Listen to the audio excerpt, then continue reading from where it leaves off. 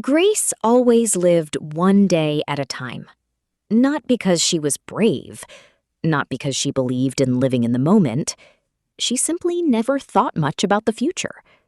When her friends talked about their dreams, Grace listened with curiosity. One wanted to become a doctor.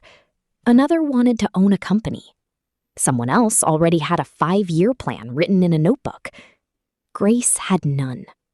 Whenever people asked her where she saw herself in 5 years, she laughed. "I don't even know what I'll eat tomorrow." Everyone laughed with her, including Grace. At 18, she told herself there was still plenty of time. At 20, she said she was still figuring things out.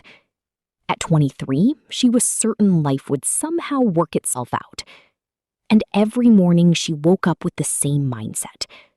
Let's just get through today. One day became 1 week. 1 week became 1 month. 1 month became 1 year. Then another, then another. Without realizing it, Grace was drifting. She took random jobs, quit some, started things she never finished. Whenever life became difficult, she moved on to something else. Not because she couldn't succeed, because she never knew what she was working toward. Then one afternoon, while scrolling through social media, she saw pictures of old classmates. A friend was celebrating her medical graduation. Another had launched a business. Someone else had bought a house. Grace stared at the screen. The faces were familiar, but their lives seemed so different. For the first time, a question entered her mind. What have I been doing all these years? The question haunted her. That evening, she sat alone in her room. She looked around. Nothing was wrong, but nothing had really changed either. Suddenly, she realized something painful. While everyone else had been moving towards something, she had only been moving through time.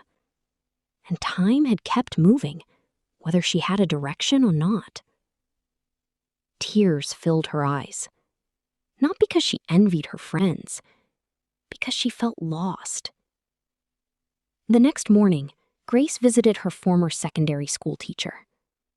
The woman listened quietly as Grace poured out her frustrations.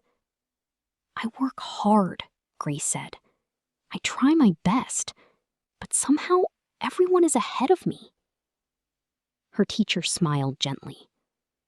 "Tell me, Grace, if you boarded a bus today, would you get on without asking where it's going?" "Of course not." "Why?" "Because I might end up somewhere I don't want to be." The teacher nodded. "Exactly. Yet that's how you've been living your life." Grace was silent. The teacher continued. "Hard work is important, but direction matters too. Walking all day means little if you're walking in circles." Those words hit harder than Grace expected. For days, she couldn't stop thinking about them. Eventually, she bought a notebook. For the first time in her life, she wrote down goals.